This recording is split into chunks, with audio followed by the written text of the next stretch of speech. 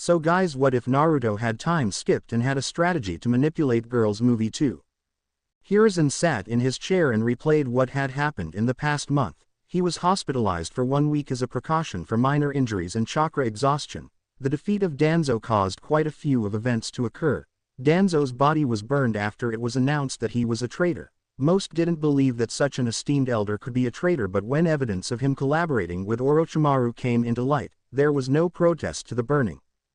Jiraiya was unable to track Orochimaru's slippery trail that seemed to disappear into thin air. Unable to find him in the darkness, the Toad Sage went back and reported to Hiruzen. The Hokage ordered a widespread search of possible tunnels or caves that could lead out of the village. The shinobi were able to find several deserted labs, but none of them led outside the village. Jiraiya then left the village, hoping that his spy network would aid him in finding where the snake hid.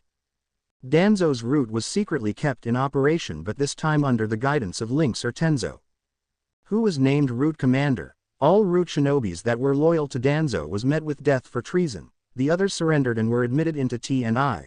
Documents regarding route's activities were collected for Hiruzen to review. It was amazing that Danzo had put his plans and dealings on paper. Some of the stuff the man had done was frightening. It clearly showed how much he strayed from the right path. His involvement with Hanzo the Salamander to quell Omegakure's rebellion forces. In hopes that Hanzo would help him invade Konohagakure so Danzo could be Hokage, he gathered young children to be put in his program. He would even kill the parents if the child had potential to be used as a weapon. Danzo even made children kill each other to get rid of their so-called useless emotions. He attempted to kill Shisui to steal his Sharingan, but he was only able to steal an eye before Shisui escaped. That explained the real reason why Shisui had committed suicide. In addition, there was a roster of every route Anbu. Even the ones that were killed were listed. Hiruzen checked the list and matched it with his own roster of shinobi. The Sandaime wanted to ensure that no Danzo loyal route Anbu was alive. He skipped the ones that were killed in action as they weren't necessary to check. Danzo's papers even revealed how the other elders and some civilian council members were persuaded to join his side. This caused Hiruzen to strip those council members of their seats on the council and placed in T&I for questioning. Kaharu and Homura were asked to retire because if the villagers knew that the 3 elders were involved in traitorous actions, the villagers wouldn't trust the higher-ups.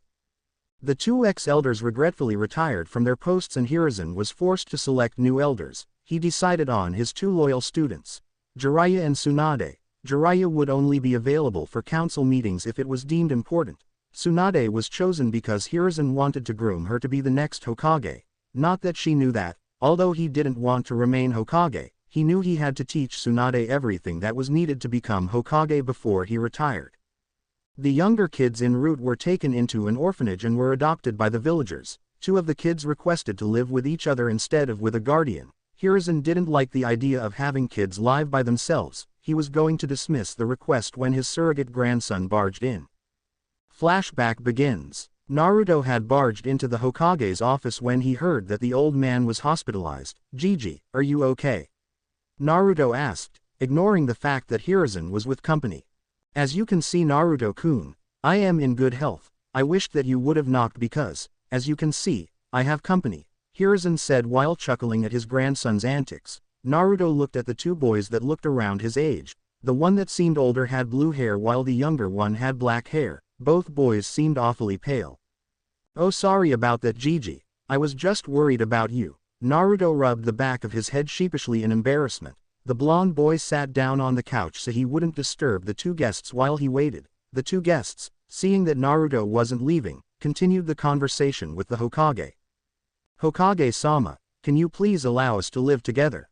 The blue-haired boy asked hopefully. "Sai is like a little brother to me and I don't want us to be separated if one of us gets adopted," the blue-haired boy explained. The black-haired boy named Sai nodded his head in agreement. Hiruzen sighed out loud. He honestly didn't want to separate the 2 boys, but living without an adult was hard for children that were still in the academy. "I am sorry, Shin-kun, but it's difficult to live without a caretaker. Finding a place to rent you an apartment would also be quite difficult," the Sandaime informed. Before the blue-haired boy called Shin could respond, Naruto cut into the conversation. "Gigi, they could live in my building since no one else lives there besides me," the young Jinchuriki commented. The 2 boys looked at Naruto as if he was the savior to their problems. Naruto began pressing Hiruzen even more. Plus, they'll have an orphan stipend until they graduate from the academy, which should be more than enough to live by. I really hope you don't separate family just because they don't have an adult to take care of them. Look at me. I've turned out just fine even with my circumstances. Naruto stressed the word circumstances, hoping to guilt-trip the old man. Naruto's plan worked as Hiruzen felt remorseful for not taking care of Naruto better. The Hokage took a puff from his pipe before blowing it out. Fine, you'll have your wish, the Sandaime said. The two boys looked at each other and smiled. But you'll need to pay rent and attend the academy to become a shinobi. Hiruzen smiled as he thought the conditions were too lenient, but he didn't feel like facing Naruto's wrath. Flashback ends. It was later reported that Shin had a life-threatening medical condition. Normal doctors were unable to pinpoint the reason for his disease and a way to cure it. Luckily, Tsunade wasn't a normal doctor and had seen such a disease in her travels. She was able to successfully cure him and he no longer had to worry about dying from the disease. The medic program that Hiruzen had installed at the hospital not only helped the academy students but the doctors as well. The doctors were better equipped to handle more difficult injuries and diseases. Thanks to Tsunade's guidance, the students were taught different medical techniques like how to use a first aid kit. Simple things that could help a wounded shinobi were taught. Tsunade refused to teach medical ninjutsu to the students because it required good chakra control. She also believed that they needed to be at least genin for them to be worth her time. Hiruzen agreed as chakra control was something their Jonin sensei was supposed to teach them. Hiruzen spun his chair around to face the picture of Minato. I hope I am doing you proud, Minato. I am slowly but surely fixing my mistakes. Hopefully I can take care of my greatest mistake before I pass on. The evening sun shined on Hiruzen's rock face on the Hokage monument. Hiruzen smiled as if Minato had asked the heavens to give Hiruzen an answer. 2 years later, Naruto sat on the swing as he watched students walk out of the academy to their parents with their Hitai-8. Of course, Naruto didn't receive his Hitai-8 like the others. After all, he was taking the genin exams next year. The blonde was actually waiting for Shin and Tenten to come out. Sai, wearing all black shinobi clothing, was sitting next to him on his own swing. He had gotten close to his neighbors and they were like a family. Shin was the oldest, Naruto in the middle, and Sai the youngest. When they had first met, Shin was like Naruto in some ways. Both were hyperactive and loud, but Shin was more absent-minded than Naruto was. Shin would sometimes stumble into things because he would be thinking about other stuff. Sai was the reserved one of the trio. He preferred to draw or read books. He and Naruto shared a common interest when it came to books. Sai was very impressionable, due to the fact that he would take anything a book would say as advice. He had once read a book on nicknames, which stated that giving people nicknames was a sign of friendship. That next day, Sai gave everyone in class a nickname based on their appearances and personality. Naruto had to stop say frankness because he kept saying mean things unintentionally. The blonde had to give his younger brother a book on manners to stop him. Sai apologized, but the damage was already done. Now everyone saw Sasuke's hair as a duck's butt. Strangely enough, Sasuke's fan club seemed to increase after the incident. Sakura now took out her wrath on Sai, instead of Naruto. After Sai had called her howler monkey, only Sai would dodge her attempts and the pinkett would hit whatever was near Sai instead. She was scolded by Iruka after she broke too many chairs. Naruto's affections for the pink-haired girl had decreased due to the fact that he was constantly training. Most of his time was used to hone his skills or to pull pranks. After a while, he no longer saw Sakura as anything more than a classmate. He attributed his liking of Sakura to the fact that he thought of Sasuke as a rival. The blonde still considered Sasuke as a rival, but he didn't vocally voice it. He tried to befriend the raven-haired boy like he promised Makoto. Despite multiple attempts to strike up a conversation, Sasuke would only reply with grunts. The Jinchuriki really wanted to be friends with the Uchiha since they both understood what it was like to lose a family. Makoto and Itachi were as much a family for Naruto as they were for Sasuke. He eventually gave the raven-haired boy space after Sasuke said that he refused to associate with a loser like Naruto. While disheartened by the Uchiha's comment, Naruto didn't mind as he had a group of friends. Shikamaru would invite him, and by extension Shin and Sai, to dinner at Nara compound. Yoshino quickly warmed up to the two boys and constantly doted on them like she did with Naruto. At first, they loved the attention since neither had a mother, but before long they understood that Yoshino's affection was troublesome. Naruto was now able to beat Shikamaru in shogi but still lost 4 out of 5 times. Shin was too impatient for the game while Sai preferred to draw. The blonde felt confident enough to challenge Shikaku, only to be beaten to the ground in a few moves. The Nara heir smirked as he knew his dad was a difficult opponent. Ino and Choji would often come over to play as well. Choji was quick to open up to Shin and Sai after he saw that Shikamaru had done the same. Naruto's and Choji's eating contests were constantly going back and forth with the Akamichi currently in the lead. Naruto started to train with the big bone boy at Shikamaru's request. The Nara heir figured that this generation of Ino Shikacho would likely be placed on the same team. Shikamaru wanted the plump boy to get stronger so that he could do less work. The Jinchuriki knew that Shikamaru just wanted to make sure Choji could handle himself in a fight.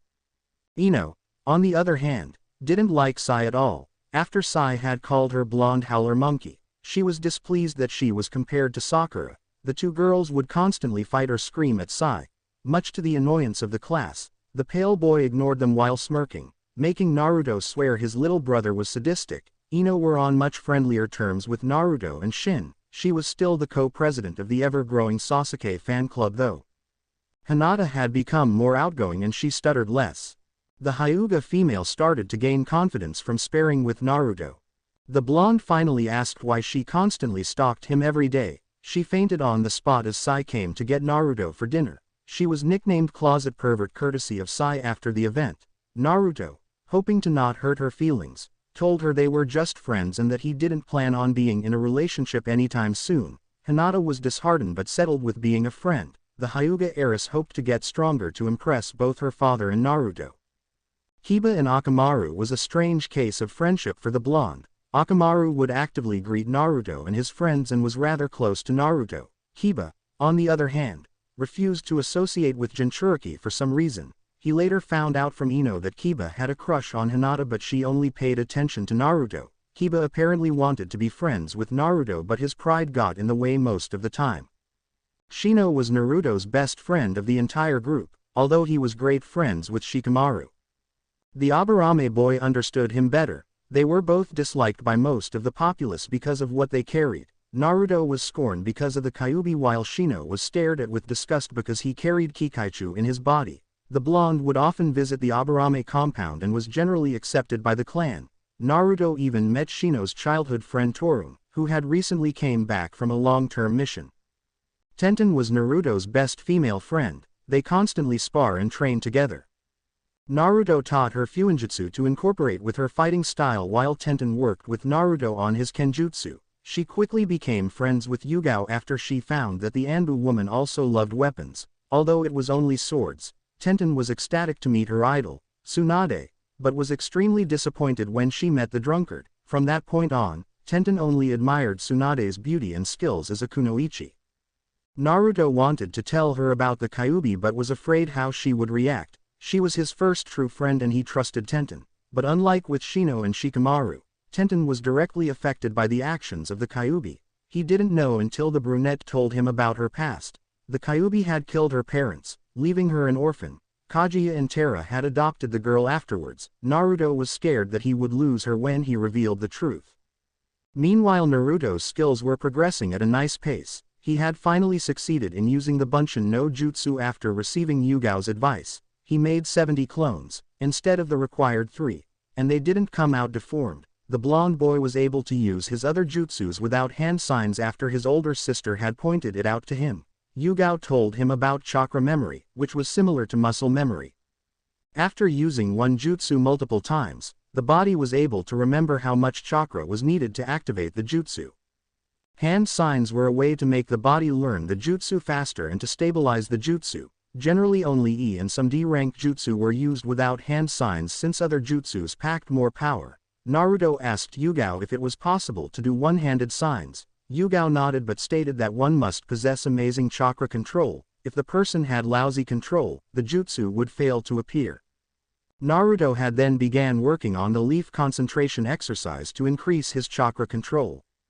Initially he loathed doing leaf concentration since it reminded of him of the time that Iruka made him do it as punishment. Eventually, the blonde was able to hold 3 leaves on his body for 6 hours. To make the exercise more difficult, he would run while applying chakra to make the leaves stick to him. He had asked Hayate for a more advanced chakra control exercise, but his Kenjutsu sensei said that those exercises were only available to those who were genin and above. Hayate was cured of his coughing problem thanks to Tsunade's medical expertise. It was weird for a while for Naruto and other shinobi to not hear the man cough. Yugao became even more infatuated with his sensei, and at one point, he didn't see them for an entire week. Naruto's training in KGI Ryu was progressing thanks to the help of Hayate and Shizune. Shizune taught him human anatomy and where the pressure points were located.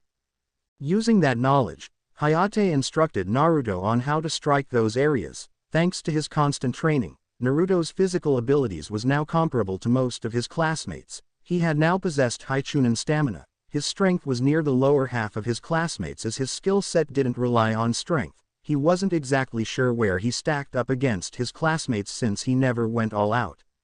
He did know that he was weaker than Shin and slightly stronger than Sai when going at full strength. The three boys often sparred without holding back. They told him about the old root program, and Naruto remembered that he was also recruited by Danzo when he was younger. They were instructed by Hiruzen to not garner too much attention since their skills were that of a high genin.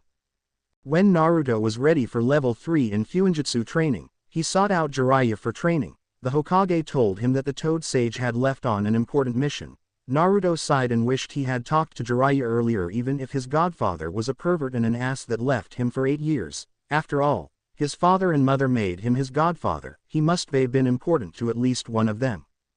Naruto hoped that his Jonin sensei would be able to teach him taijutsu, maybe even genjutsu if his chakra control got better. Just as Naruto finished musing, Shin and Tenten walked out of the building. Shin was wearing all black Anbu clothing from top to bottom. Naruto had suggested outfit changes for both Sai and Shin, but they refused. They were used to wearing Anbu clothing because of their time en route. Shin's Hitai-8 was wrapped tightly on his left bicep.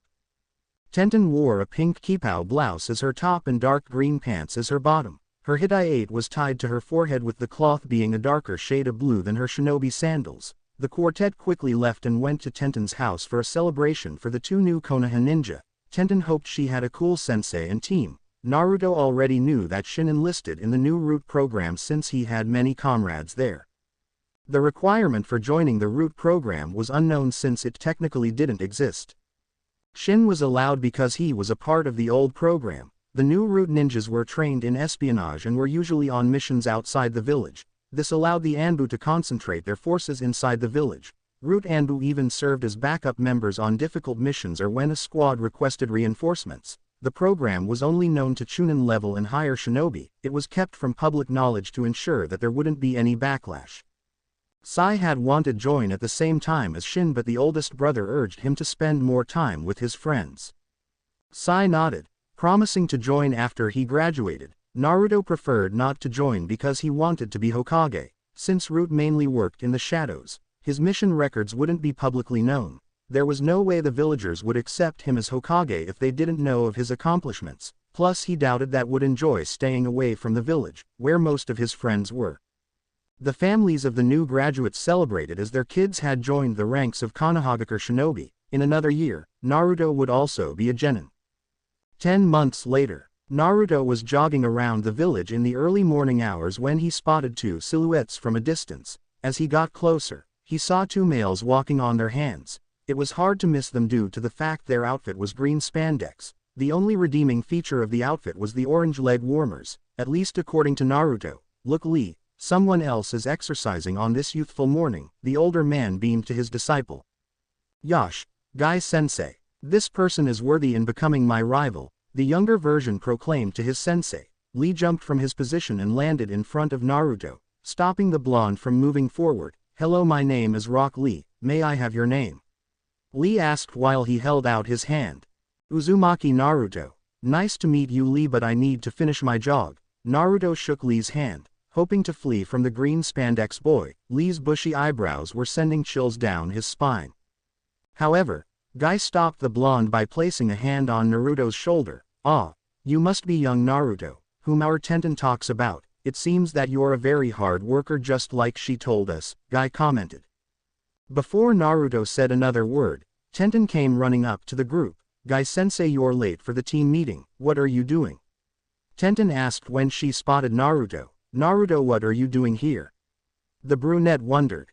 Naruto answered with his own question, these two are a part of your team. He said, pointing to Guy and Lee before continuing, I thought you said that your sensei and teammates were super cool. Guy and Lee smiled brightly, causing Naruto's eyes to flinch in pain. Did you hear that, Lee? Our youthful Tenten told her friend that we're cool. I am one step closer to beating my rival Kakashi in coolness now, Guy shouted out.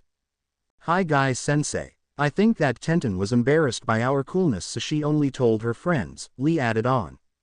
Lee. Guy sensei. Lee. Guy sensei. This image of two males in green spandex hugging each other with tears falling from their eyes was horrifying. Naruto had lucky closed his eyes because the sunset genjutsu soon came into effect. The early morning goers that saw the scene passed out with foam coming out of their mouth. Tenten simply cringed because she had seen the image many times, too many by her count. Naruto, I hope you understand why I lied to you, she whispered.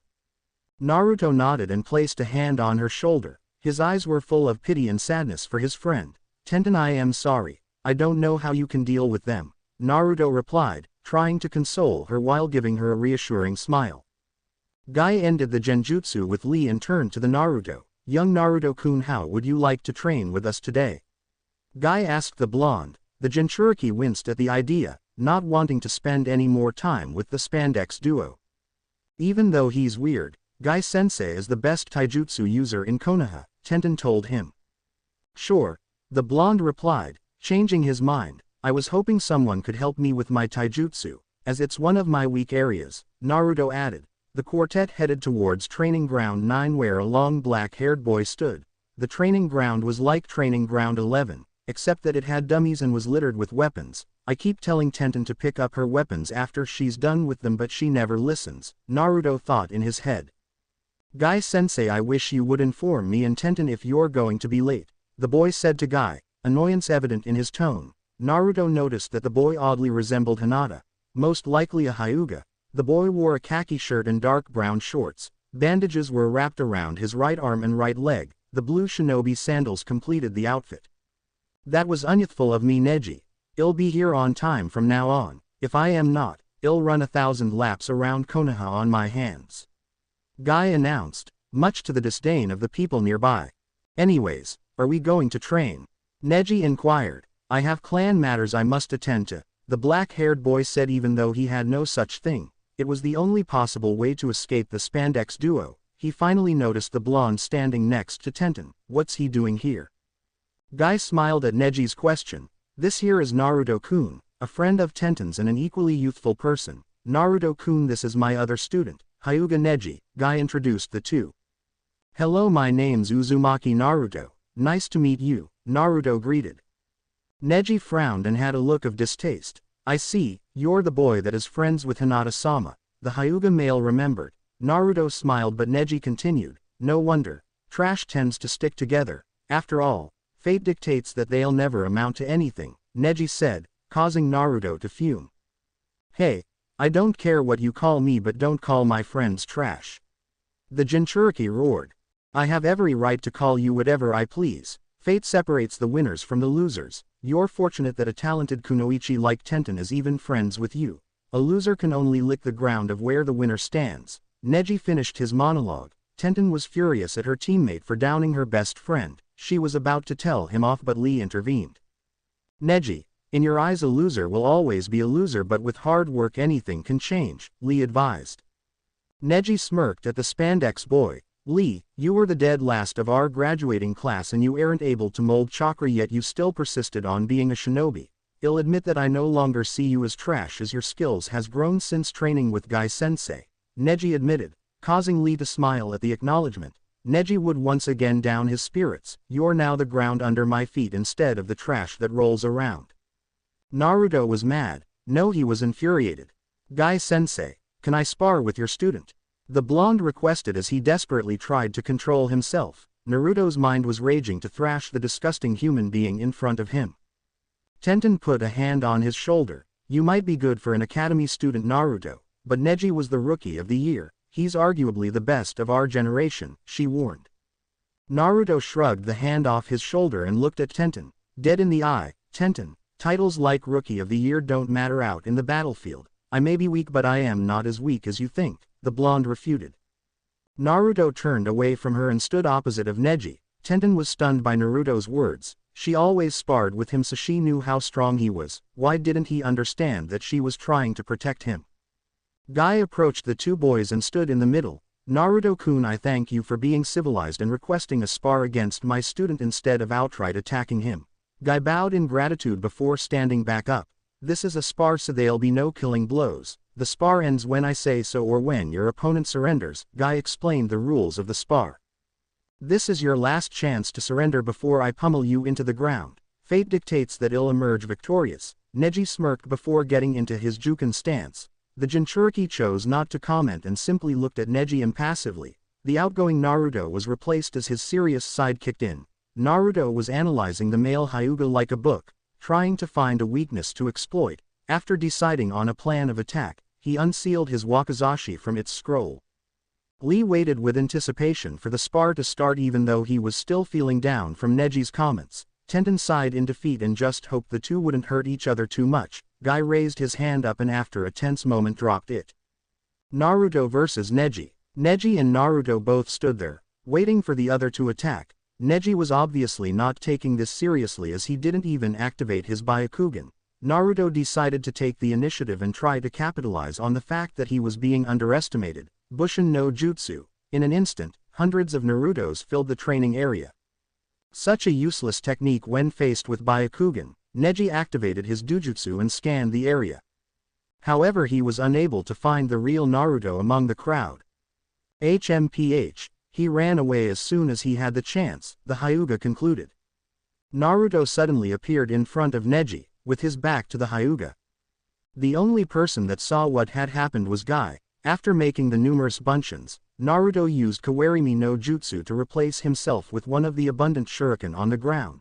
The shuriken the blonde chose to replace himself with was more than 50 feet away. Guy concluded that Naruto had experience with fighting the Byakugan to know some of its limits. Naruto had then applied chakra to his feet and sprinted across to attack Neji. To knock Guy out of his thoughts, Naruto slid his wakizashi back into its sheath. Kgi Ryu. Makajuki, shadow quick draw style. Crescent moon, the Jinchuriki whispered out. When the blade was fully in the sheath, blood sprayed all over Neji's back.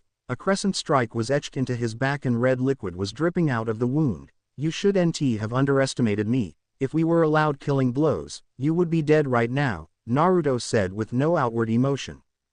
Tenten had never seen her friend like this before. Every time they had sparred, there was always a smile on his face. Is this how strong he really is? Tenten thought while observing the spar.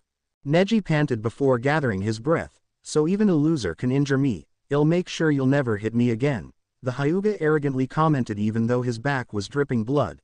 Naruto put his hand up to activate a seal. Neji saw this and noticed that there was a paper seal on his back thanks to Byakugan. Looks like you've noticed my seal on your back, Naruto said as he smiled at Neji. Too bad you noticed it too late. You lose, Neji. Naruto activated the seal and light surrounded Neji. The male Hyuga was blinded by the sudden light, forcing him to deactivate his Dujutsu. Kgi Ryu. Sabama no Mure, shadow quick draw style. Swarm of swallows. Naruto rapidly slashed Neji's body countless of times. When the light dissipated, Naruto was slowly sheathing his blade while Neji stood there frozen. As soon as the wakizashi returned into its scabbard, red liquid splattered into the air. Naruto bent down to face Neji, who had fallen to the ground. This so-called trash just defeated you. If what you said was true, then what are you now that you lost to trash? Your so-called fate didn't help you win even though you said it would. You said that fate dictates life, then why not change it?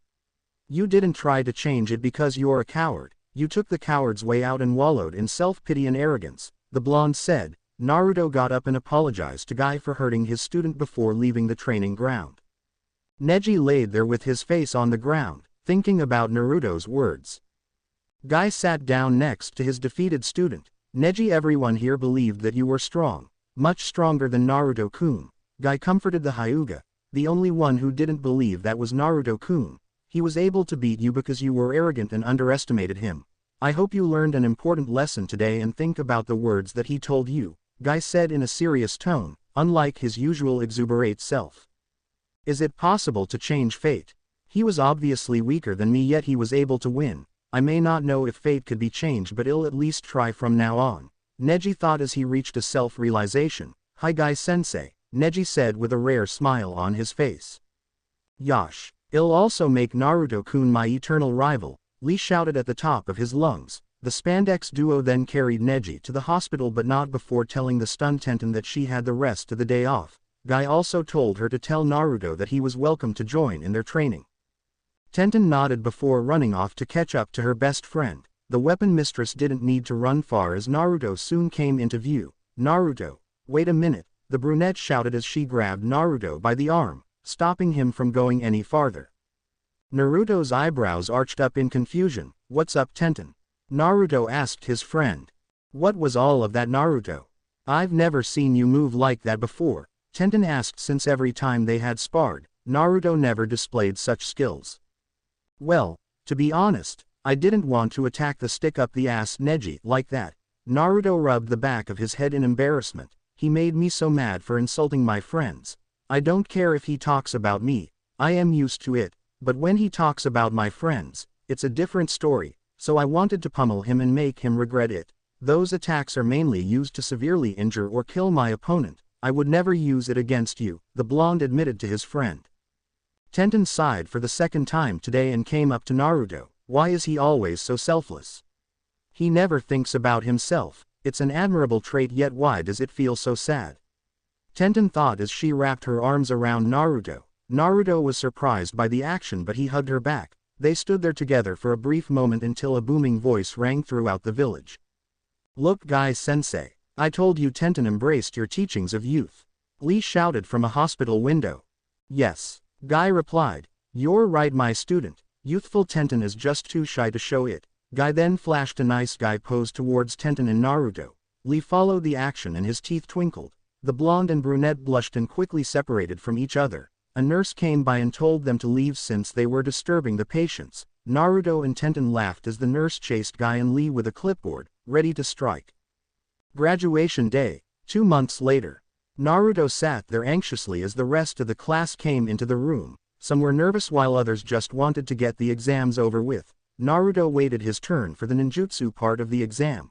The boy answered enough questions on the written part to pass. He was able to pass the throwing test with ease. In the taijutsu portion, Mizuki went up against Naruto. The blonde was able to win using a style that Guy taught him. Guy taught Naruto as promised, and after seeing Naruto's horrible taijutsu, was motivated even further. The blonde's taijutsu was called Sufudo Sabama, Swift Swallow. It was an original style inspired by Naruto's Sabama no Mure attack. It was an evasive style that used Naruto's instincts and limber body to dodge attacks. The blonde would dodge or parry before attacking different areas of the body. The style fitted the Jinchuriki to the T since he knew the pressure points of the human body. It was thanks to Neji, however, that the style had come to form.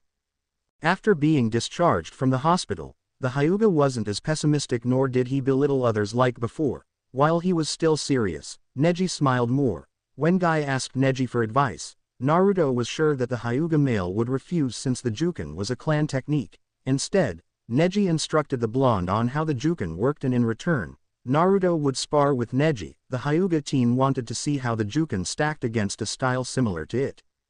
Naruto constantly had his Tenketsu points closed since Neji never went easy. Eventually Naruto was able to parry Neji's attacks but still couldn't land a hit. The new style would take time to perfect since it was new. Neji acknowledged that Naruto might one day be an equal to him and Lee in taijutsu. When the blonde used the Sufudo Sabama against Mizuki, it was the first time that he had ever landed a hit. This resulted in him sending Mizuki to the floor in pain. Mizuki was escorted to the hospital as everyone looked on in shock. Sasuke was seething with jealousy and demanded Naruto to teach him that style. Naruto refused since it was his own and he wanted to perfect it before teaching anybody. Sasuke didn't say anything as Naruto didn't outright refuse or accept to teach him. The Uchiha simply grunted and went back to brooding. The ninjutsu portion was the last part and it went in alphabetical order. Naruto was among the last in the room before his name was called. Alright Naruto, I need you to do the 3 basic academy justice, Iruka said. The two were the only ones in the room since Naruto had sent Mizuki to the hospital. Naruto used Kawarimi with a chair in the room and used Henge to turn into Iruka. He finished off the test with 50 bunchins. Iruka was beyond happy and congratulated Naruto before grabbing a hit-I-8. Naruto, if you would let me, can I put your hit-I-8 on you? Iruka asked his now ex-student. Sure sensei. By all means, Naruto replied with a grin. Iruka bent down and replaced Naruto's googles with the hit-I-8. When he finished, small tears formed from his eyes. He hugged the boy tightly before releasing. I always believed that you could do it. I am so proud of you. Iruka smiled as he wiped away the tears. Naruto, this time, embraced his teacher. Thank you for not hating me like everybody else, Iruka-sensei. I learned a lot from you, even though your lectures were boring. The blonde joked. The two shared a quick laugh and promised to meet at Ichiraku's another time. Naruto met up with his friends and they went to the Akamichis to celebrate their graduation. It was a festive day and around nighttime, Naruto left the compound to talk to the Sandame. He entered the room to find a limping Mizuki with a large scroll in his hands. Look at my luck. Just before I leave the village, I get to kill the demon brat. Mizuki grinned evilly while placing the forbidden scroll down. So you're a traitor, Mizuki-tem. I always thought your smiles were fake. Let me ask you a question before you die. Who are you working for and why? Naruto asked but went into his taijutsu stance. Mizuki laughed hysterically at the boy. Who are you to ask me those questions? The traitor mocked. Since you're going to die anyway, I'll indulge in your last wish. I work for the great Orochimaru-sama and he promised me power to match even the cages, Mizuki confessed to Naruto. There's no way you could do this alone. You're too stupid for that. Who's helping you? The blonde inquired, trying to goad Mizuki into revealing more information. I am not stupid, you fucking demon, the ex-teacher yelled. Wait, why are you so calm when I am about to kill you? Mizuki's eyes narrowed in suspicion. Damn, I was hoping to get more information out of you. He's all yours, Anbu-san, the Jinchuriki called out. At Naruto's words, an Anbu appeared from the shadows and captured Mizuki with ninja wire. Mizuki didn't have time to react as the Hokage came into the room. Anbu, take the traitor to the T&I building and give me a report on all the findings, Hiruzen told the Anbu, who immediately left. The Sandame sat down in his chair and faced his surrogate grandson.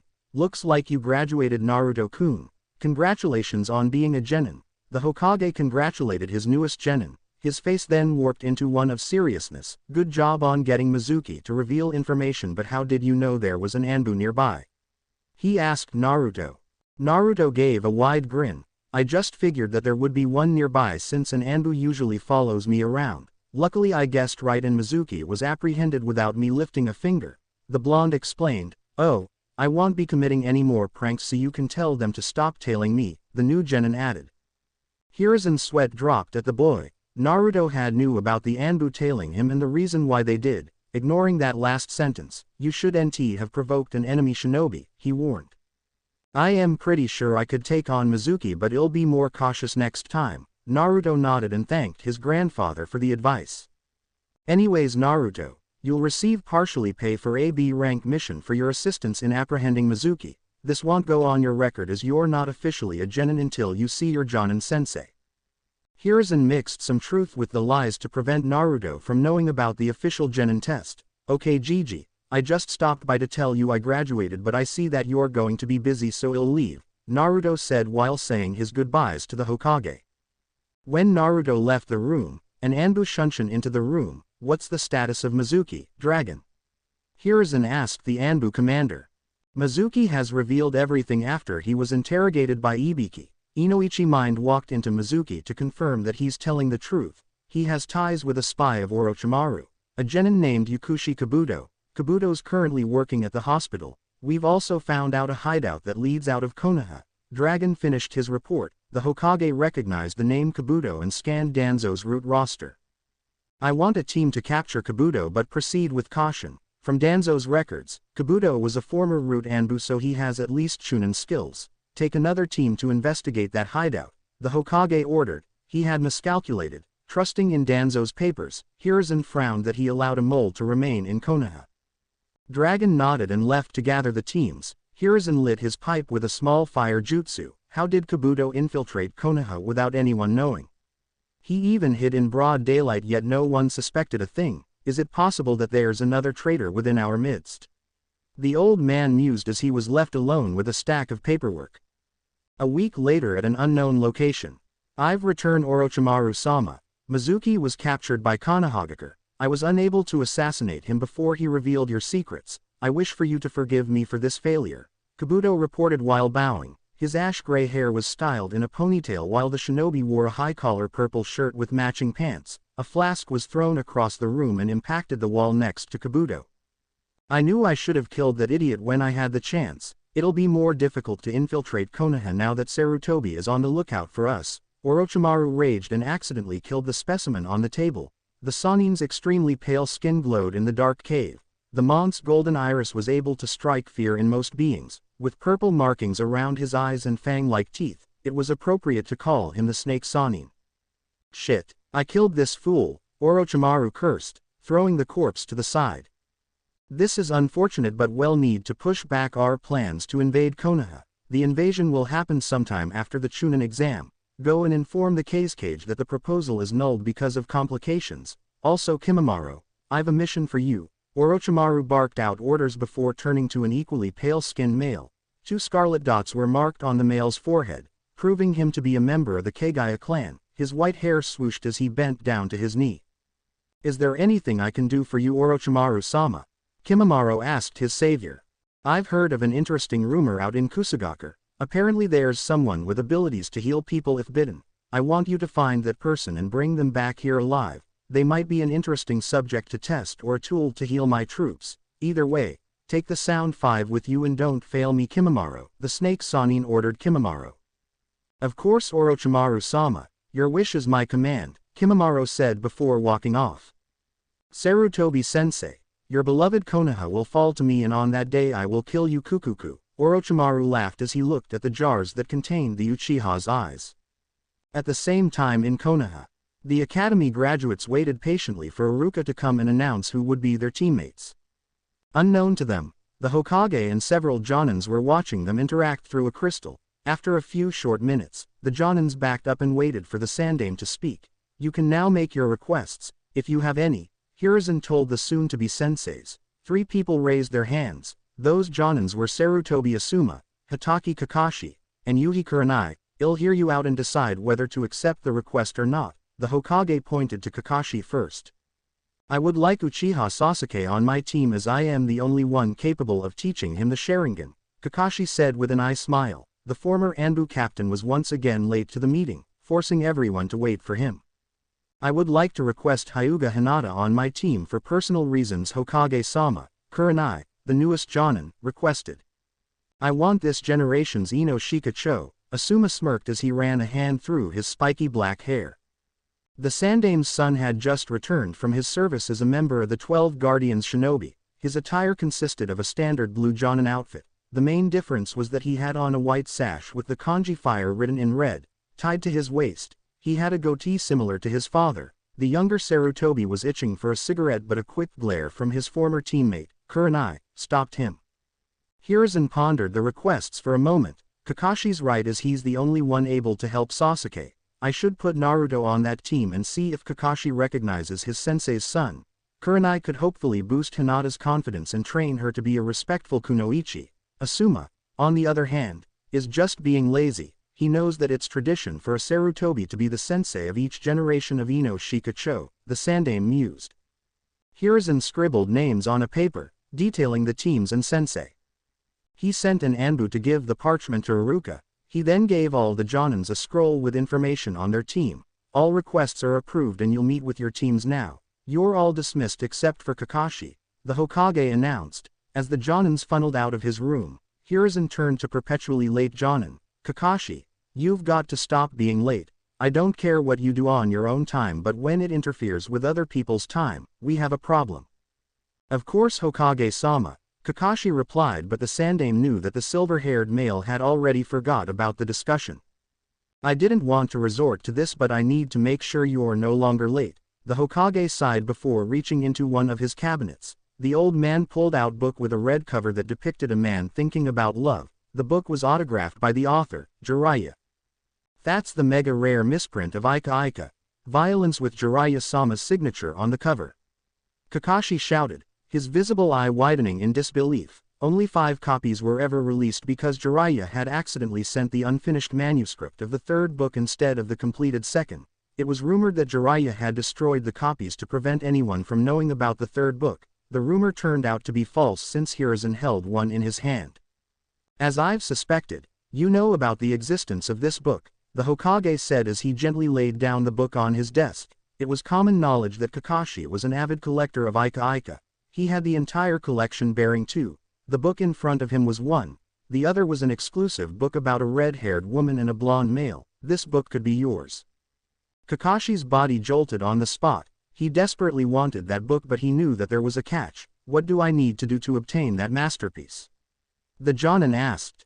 Hiruzen smiled. Knowing that he won, you simply need to be on time for an entire year. That includes being on time for meetings, missions, and everything in between, the Sandaime replied, causing the Jonin to nod.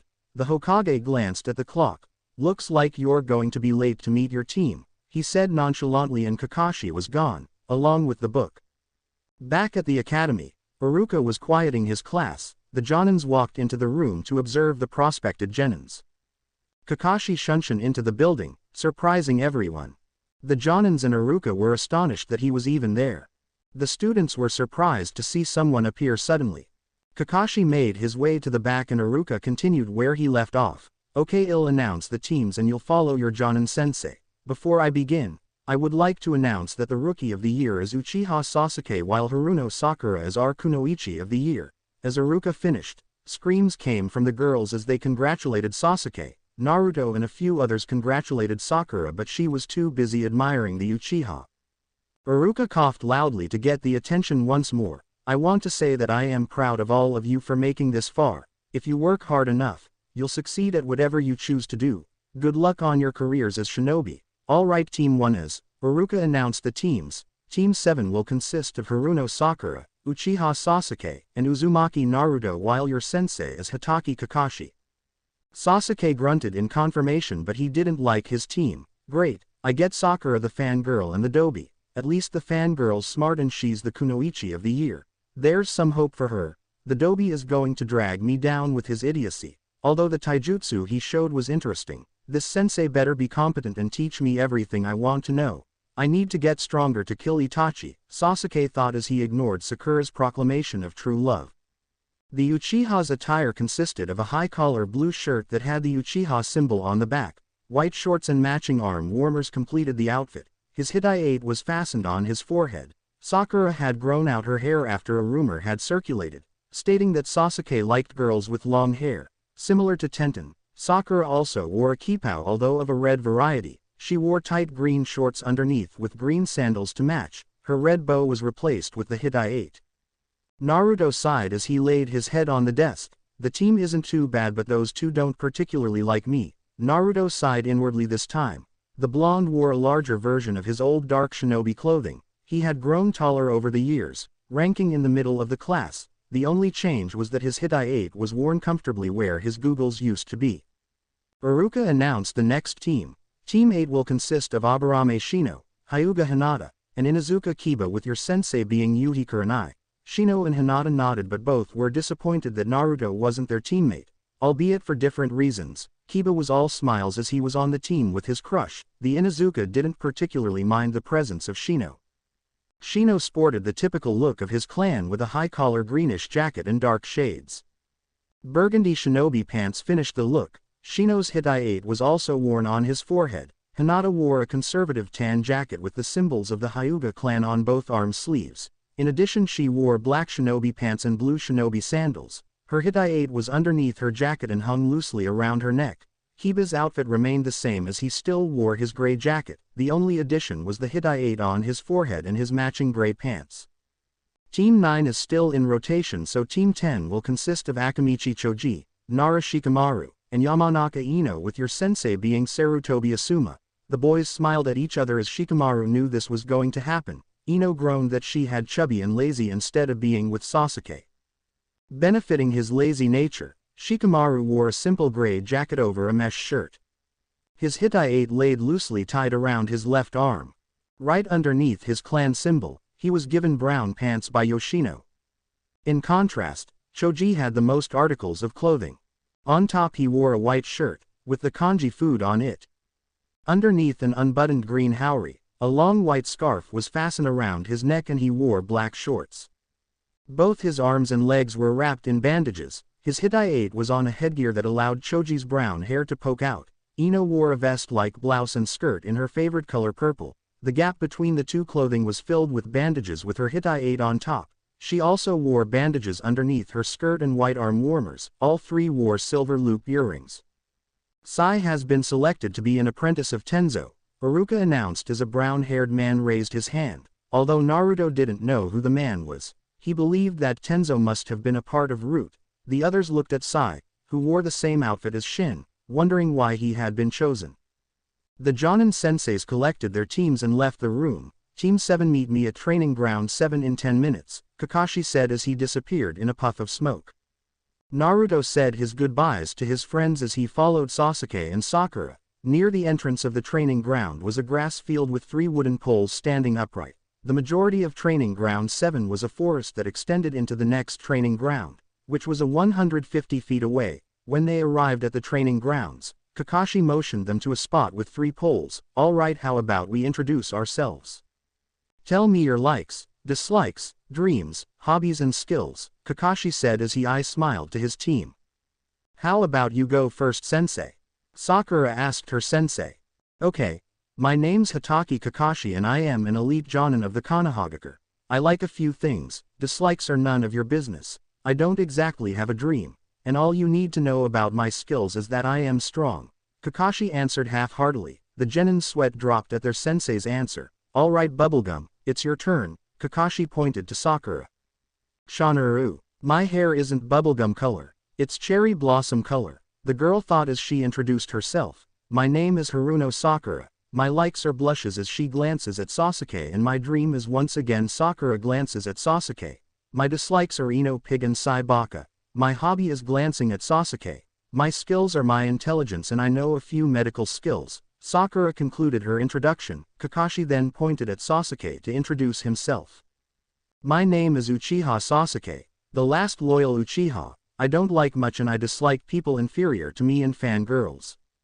Sakura looked ashamed when Sasuke said that. Dreams are irrelevant. My ambitions are to revive my clan and to kill a certain man. My only hobby is training to get stronger. My skills are better than everyone in my class as I am the rookie of the year, Sasuke said smugly as he finished. Sakura had hearts in her eyes while staring at the Uchiha. Both Naruto and Kakashi knew who Sasuke was talking about. Kakashi decided to ask Sasuke about it private. Kakashi pointed to his last student, the pariah of Konoha. My name is Uzumaki Naruto. My likes are my friends, people that care for me, ramen, pranks, and reading. My dislikes are the 3 minutes it takes for instant ramen to cook, people who judge others without getting to know them, and getting chased around by the crazy snake lady, Naruto said as a small chill went down his back. Kakashi shivered as well as he knew only one person who used snakes and she wasn't someone to be trifled with. My dreams are to become Hokage and to find other Uzumaki, if there are any left in the world, the blonde continued. Sasuke snorted at Naruto's dream. As if a clan less dope like you can ever become Hokage, Sasuke smirked. Kakashi thought Naruto would start arguing with Sasuke. Instead the Uzumaki calmly answered Sasuke's jab. Even if there isn't any more Uzumaki out there, I am still one, the blonde replied as he pointing his thumb to his chest. Sasuke wanted to refute but couldn't as it was also partially true for him as well. The Jinchuriki continued his introduction. My hobbies are gardening and reading all sorts of books. My skills aren't anything special, Naruto lied with a straight face. Kakashi scanned Naruto for any hint of deception. It seems I really can't trust the academy reports on Naruto. He was able to prank me when I was in Anbu. Either he's really good in stealth or he's trying to purposely hide his skills, Kakashi thought while observing the blonde. Hey sensei, why are we here? Naruto asked, snapping Kakashi from his thoughts. Oh right, you're about to take a test that will determine whether you become genin or not, Kakashi answered lazily. What? The lone kunoichi shouted. We already passed the test to become genin at the academy, Sakura protested. Kakashi showed a neutral face. That test determines if you have the potential to be a shinobi. The real test determines whether your skills are enough to be a genin. only a third of the graduated students will actually become a genin, the silver-haired man answered. That means we only have a 33% chance of passing. That's unfair to us, Sakura complained. The world of shinobi is an unfair one, but you'll have to deal with it. Anyways, if you want to pass, all you need to do is get a bell from me, the one-eyed Jonin said as he held up 2 bells. But Kakashi-sensei, there are only 2 bells, Sakura stated the fact. That means one of you is going to be sent back to the academy, Kakashi responded. Kakashi looked at his students for their reactions. Sakura was yelling how she and Sasuke wasn't going to fail. Sasuke HMPHED with arrogance as he believed he couldn't possibly fail. Naruto sat there silently and didn't show a single reaction. Okay, either he's shitting his pants on the thought of failing or he's already thinking of a plan. Man, he really is the most unpredictable ninja, Kakashi thought as he was stumped again by the blonde enigma. Kakashi vs Naruto, Sakura, Sasuke. You'll have exactly 1 hour or when this clock rings to get one of these bells. Come at me with the intent to kill. The test starts now, Kakashi announced. At the signal, all 3 hopeful genins dashed away from the Jonin. Looks like they're smart enough to hide. Now let's see here. I found Sakura in the bush over there. Not bad, but I'll need to help her blend into her environments more. Sasuke's in the tree a couple feet away spying on me. Pretty good for an academy student. Naruto is, shit. I should have stopped Naruto from going into the forest. I am definitely not going to search for him. Kakashi evaluated the 3 and then pulled out Ika Ika. Paradise. He had placed his newest Ika Ika book at home to prevent it from collecting dust. Sasuke was infuriated with the Jonin. He's calmly reading a book. Does he think I am not a worthy opponent? The Uchiha fumed when he felt a tap on his shoulders. The raven-haired boy glanced up to find Naruto hanging upside down with his legs holding onto the branch. When did the Dobi get there? Hey Sasuke, you want to team up together with Sakura? I have a plan, Naruto whispered to his new teammate. I don't need your help.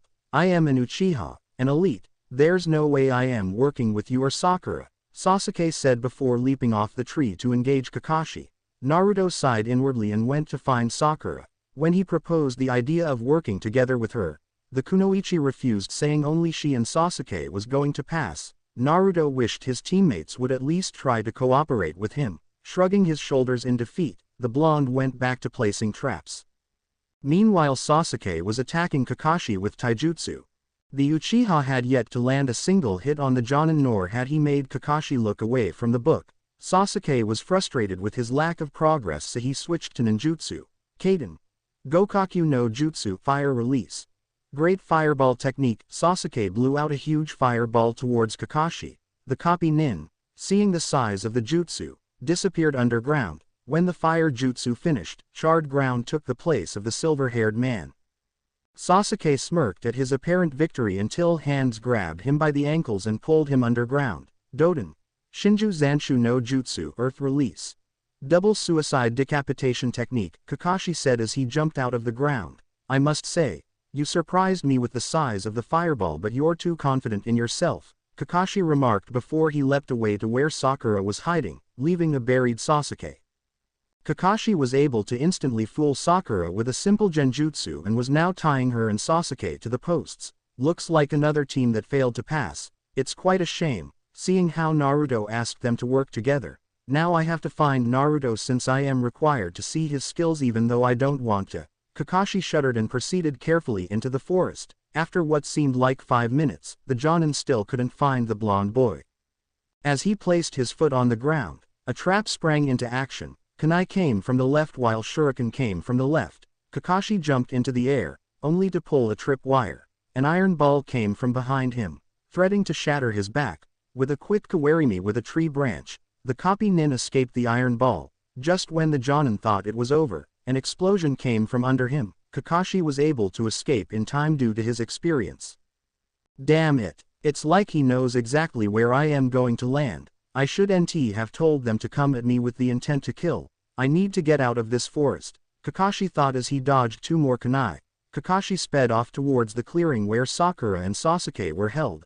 Unfortunately, the 2 were no longer there. The silver-haired man figured they had gone back into hiding, so he waited, but they didn't come out. Why hasn't the alarm rang yet? Kakashi wondered as he walked towards the alarm clock.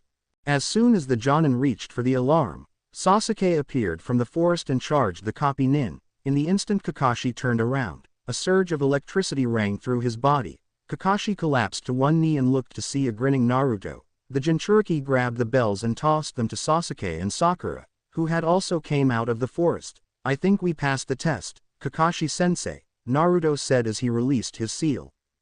After a few quick breaths, Kakashi got up to his feet and nodded. Sakura jumped up and down while also trying to hug Sasuke. The Uchiha dodged her as he smirked smugly. Naruto shouted for joy and did a quick victory lap. Before I tell you why you graduated, tell me how you caught me, he asked his new students. Naruto decided to answer the question. When you went into the forest to search for me, I came here and untied Sasuke and Sakura. After I finished untying them, I reset the alarm time. I then proposed my plan once again and they accepted when I told them I'll give them the bells. When you noticed that something was wrong with the clock, we initiated the plan. Sasuke appeared from the trees to distract you momentarily. I used Kawarimi no Jutsu to switch places with the clock and I slapped a stun seal on you. You know the rest from there, the blonde explained. Kakashi nodded but was frowning inwardly. In the end, Naruto did most of the work to beat me. It seems like I have a Nara in Naruto without the laziness.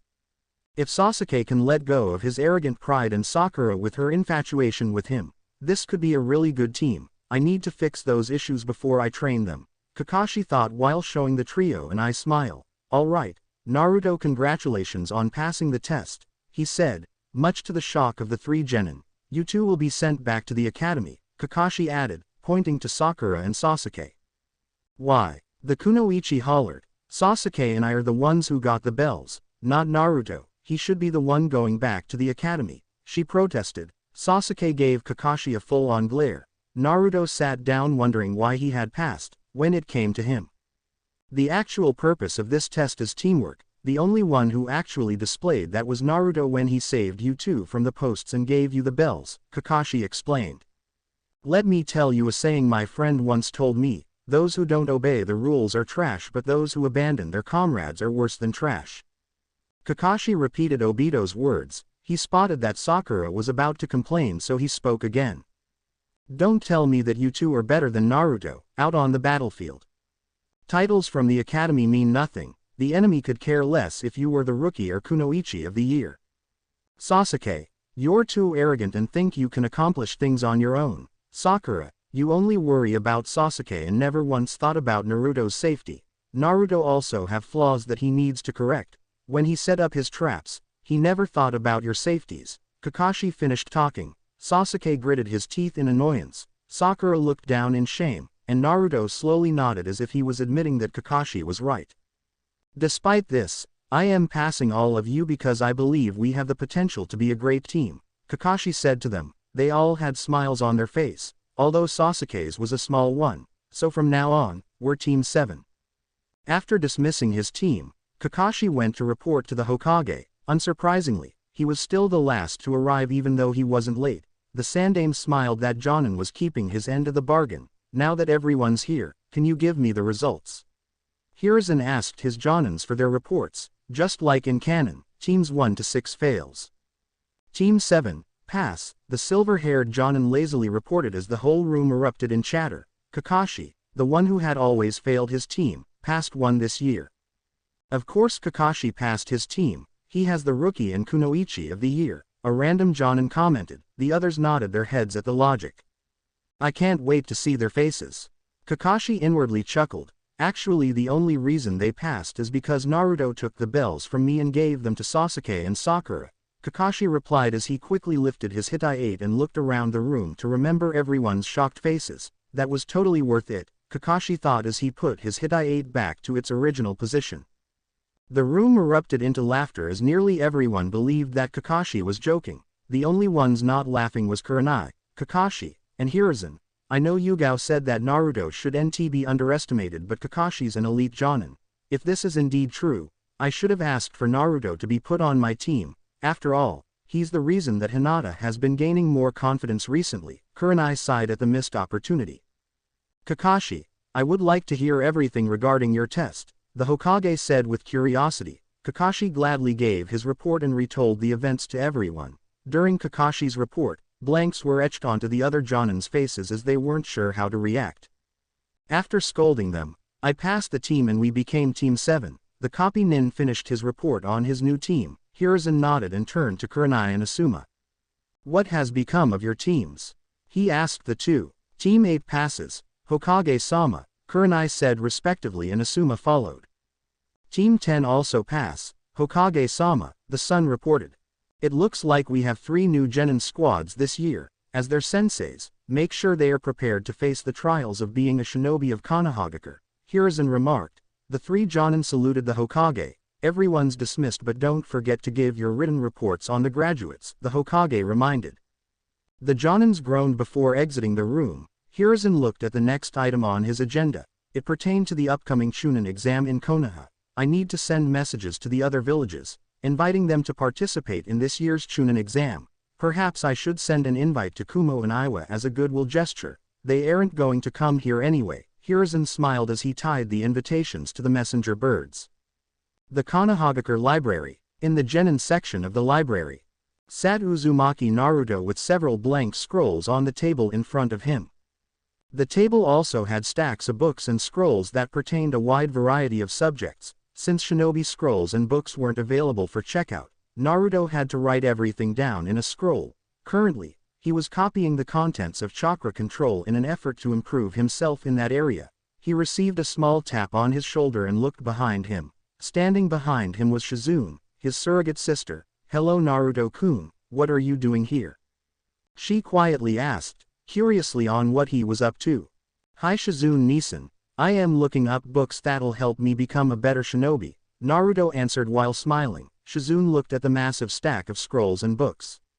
Wow Naruto-kun, she said exasperatedly, you certainly are working hard, but don't you think this is a little much? Shizune was impressed but was worried that Naruto would burn himself out. I don't think so, because information is knowledge after all. If I can study all of this, it'll help me later on, the boy reasoned. How about I help you?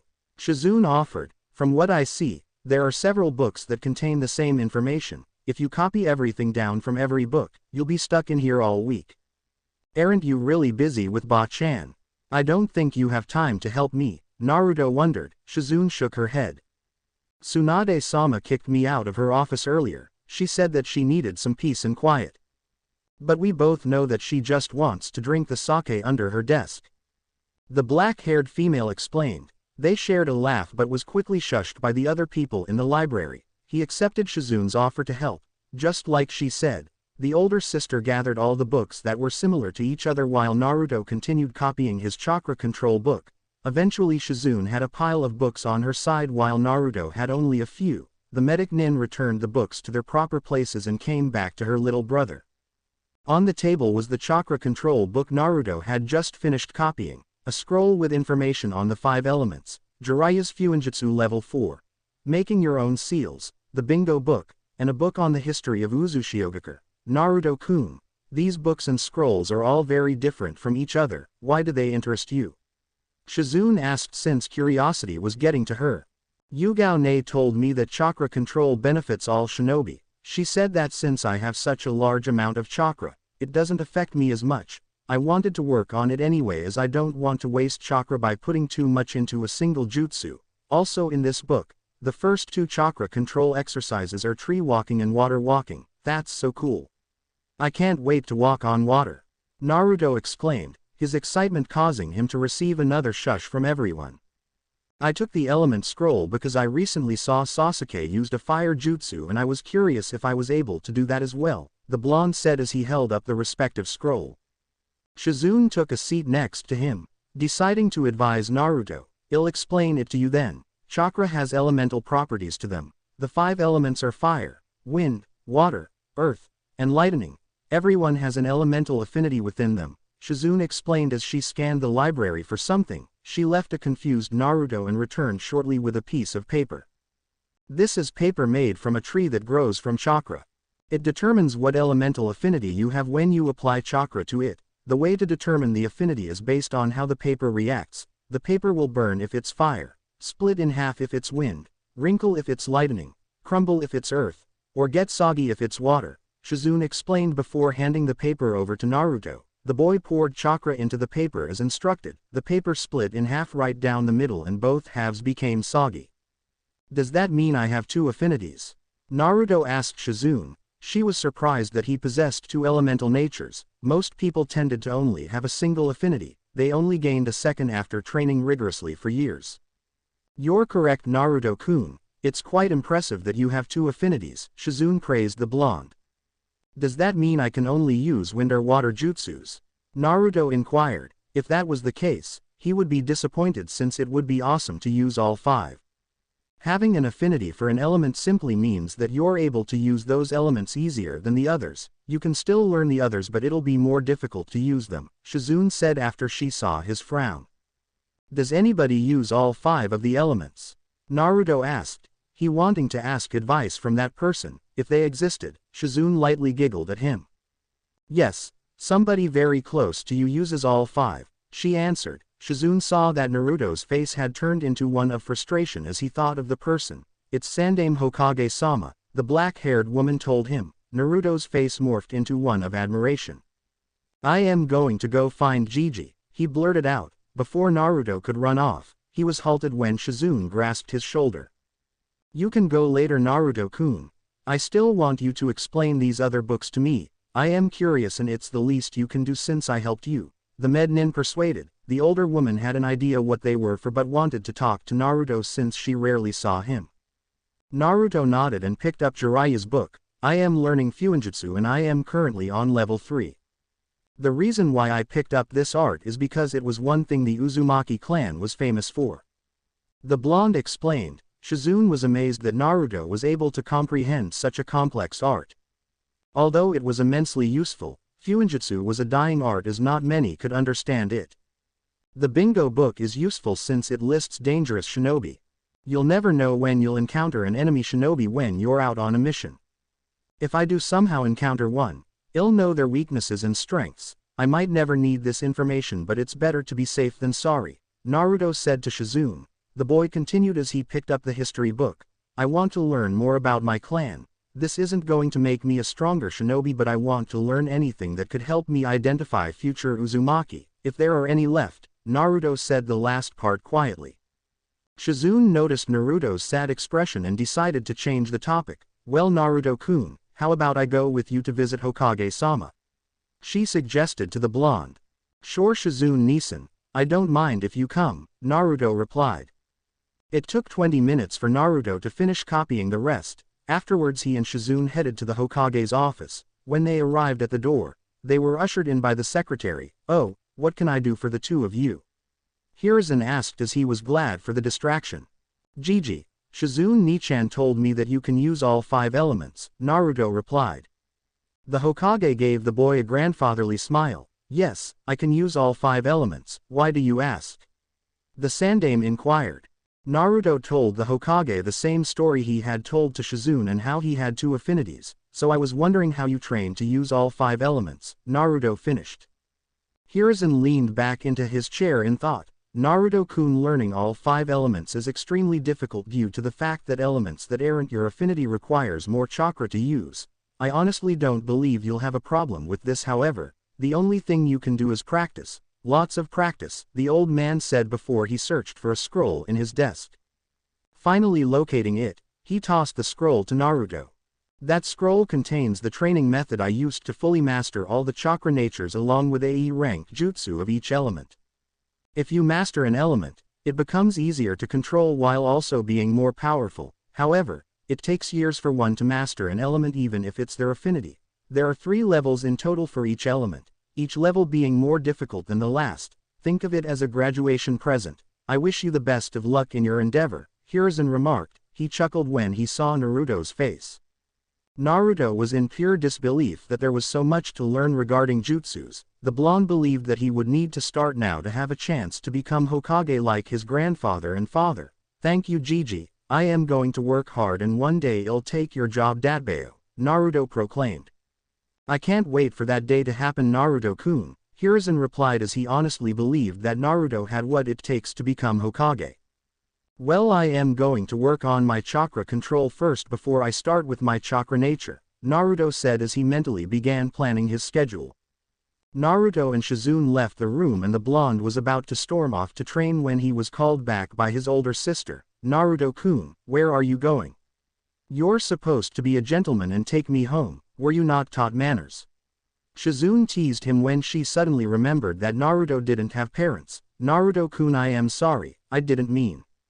He interrupted her. It's okay Shizune-nisan, come on, I'll walk you home, Naruto said as he walked with her to the Senju compound, located on the east side of Konohagakure.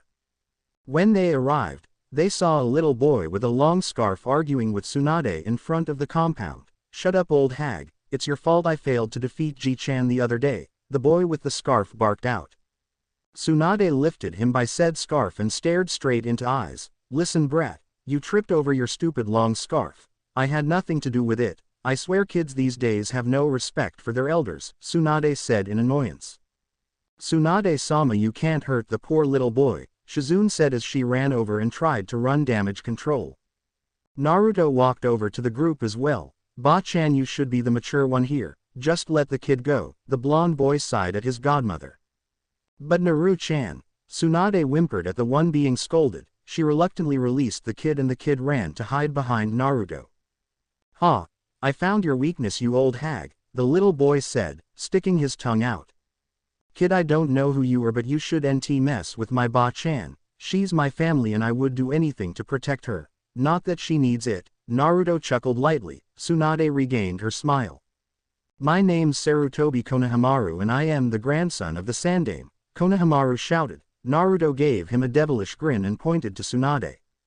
My Ba-chan's name is Senju Tsunade, she's the granddaughter of the Shodime, grandniece of the Nadime, student of the Sandame, and one of the legendary Sannin, Naruto told Konohamaru. The younger boy paled instantly while Tsunade was clutching her sides in laughter. I am sorry for yelling at you, please don't hurt me, Konohamaru shivered as he apologized. The adults and Naruto raised an eyebrow at the boy's nervousness. Konohamaru-kun, you don't have to be afraid, Tsunade-sama won't hurt you if you're nice to her, Shizune tried to assure the boy. But she's the one Ji-chan told me about. He told me that she would punch her teammate through walls or make a crater by stomping on that teammate, Konohamaru said while averting everyone's gaze. Naruto and Shizune turned to Tsunade, who had turned her head away in embarrassment. Looks like I need to talk to sensei about telling stories about me to kids, even if they are true, the blonde Sannin mused when a voice called out. Honorable grandson, I've finally found you, a male voice broke the conversation. A man with glasses walked up to the little boy. He had on a blue shinobi outfit and a blue bandana to match. Ebisu spotted Naruto standing near Konohamaru. Honorable grandson, it's time for me to take you home. You don't need to talk to this savage, Ebisu spat out in disgust. Damn, even as a fellow shinobi, I still get treated like trash, Naruto thought while remained silent. Behind him, Tsunade was regaining her temper. But this person helped protect me, he isn't bad, Konohamaru protested to the Tokubetsu Jonin. Ebisu was about to retort when he heard a female voice. You better choose your words carefully the next time you talk about my godson, Tsunade threatened while cracking her knuckles. Tsunade-sama, I didn't see you, the man said as looked at the Sannin. Rest assured that I'll protect the honorable grandson from bad influences. Ebisu smiled confidently as he had mistaken who Tsunade was talking about. The blonde medic nin seized his throat and hoisted Ebisu into the air. My godson's name is Uzumaki Naruto and I warned you to watch your words carefully, Tsunade growled as she relaxed her grip before grabbing Ebisu's collar. She yanked back her hand that was holding Ebisu and threw him across the village. Shrieks and screams were heard as he landed into the hot springs. The women in the springs proceeded to beat him into a bloody pulp before tossing him over the fence. Naruto's sweat dropped at his godmother's actions. Thanks Ba-chan, but you don't need to do that, I am used to it, the blonde said but appreciated that she defended him. As Naruto finished his sentence, he was smoldered by breasts, with Tsunade's arms wrapped around his back. The blonde boy was quickly running out of breath. Tsunade-sama, you're going to suffocate him, Shizune said loudly in panic. Realizing what was happening, Tsunade slackened her death hug. Oops, my bad Naru-chan, I sometimes forget my own strength, the older blonde apologized. When she finally released him, Naruto breathed in the precious air. Why did Ebisu-sensei call you a bad influence? Konohamaru asked the older boy. Naruto was unsure how to answer the question since no one had ever asked him that before. Well, you see, Konohamaru, I constantly prank the village. Your sensei didn't want you to turn out like me, Naruto explained, glad that he found a solid reason. Konohamaru's eyes turned into stars of admiration as he looked at Naruto. You're my idol. I remember all of your pranks. I even have a journal with pictures of your pranks. The best one was when you painted the Hokage monument, Konohamaru said rapidly, unable to contain his excitement. Everyone else just chuckled at the little boy. That one took a lot of time to prepare. I had to do it really early or I would have been caught, Naruto said in remembrance. I've decided that from now I'll call you boss. After all, you're my idol and you always say my name, Konohamaru declared. Naruto was perplexed by this. What do you mean I always say your name? The male blonde asked. Well, everyone else in the village always calls me honorable grandson, but you don't, Konohamaru answered shyly. Naruto saw an image of his younger self in Konohamaru. While the Jinchuriki did things to gain attention, Konohamaru wanted recognition. Alright Konohamaru, we can hang out when I am free. As you can tell by my Hitai, I am a Konoha shinobi, so I won't have all the time in the world, but I'll try to make time for you. It's getting dark. You should head home for today, Naruto said as he ruffled the younger boy's hair. Konohamaru hugged Naruto before waving his goodbyes to everyone and headed back home. Well, I should head home as well, the blonde remarked, but was once again stopped, this time by Tsunade. Naru-chan, come have dinner with Shizune and me. We haven't been able to spend much time lately and I miss my cute godson. The older blonde pleaded as she pulled him into the home before he could decline the invitation. Shizune silently followed behind with a smile on her face. The dinner was sushi that Tsunade had brought earlier at the market. She brought it because it was next to the sake and she had a small craving for it. As the dinner finished, Shizune took him around a tour of the house. The Sanin was in the living room when the duo made it there. Naru-chan, what do you think about living with us? She asked nervously before continuing. I mean, we have plenty of room and I don't like the fact that you're living in the red light district. You can be with Shizune and me and well be like a real family. Tsunade tried to convince her godson. Naruto gave her and Shizune a small smile. Ba-chan, I appreciate the offer, but my home is in the red light district. While it's a bad place, the people there never discriminated me. I am not exactly alone anymore as I have my brothers, Shin and Sai. We might not see each other often anymore, but they are they are family to me, Naruto said with conviction. Tsunade and Shizune could only sigh as they understood that Naruto wasn't going to budge on the issue. The blonde boy said his goodbyes and headed home after the conversation. Once home, he decided to work on the tree walking exercise before calling a night. Naruto read over the various steps on how to successfully complete the exercise. He laid down on the ground underneath the tree and applied chakra to his feet. He slowly took a step and then another. He was now hovering above the ground. In the excitement of his accomplishment, his concentration slipped. He applied too much chakra and was blasted off the tree. He flew a few feet and landed on the ground with a thud. The tree gained a sizable hole from the blast. As Naruto regained his bearings, a flash of light went off. The blonde turned around to see Shin with a camera in his hands. Man, Naruto, you flew quite a bit. The older male teased. I am going to have Sai paint this picture and put it up on the wall. Shin laughed, at the expense of his little brother. Haha. Laugh at my misery, the blonde said sarcastically. You just came back from a mission? Naruto asked, getting off the ground. Yeah, border patrol is so boring. I wish you and Sai were there with me.